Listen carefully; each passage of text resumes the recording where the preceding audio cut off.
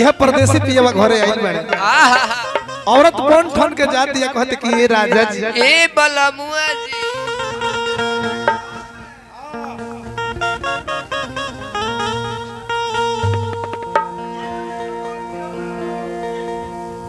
आई देखी पी के राठौर भैया हाँ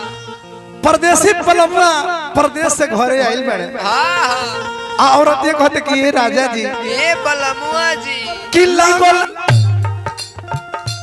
लागल असर के भोगवा निवार कोइलो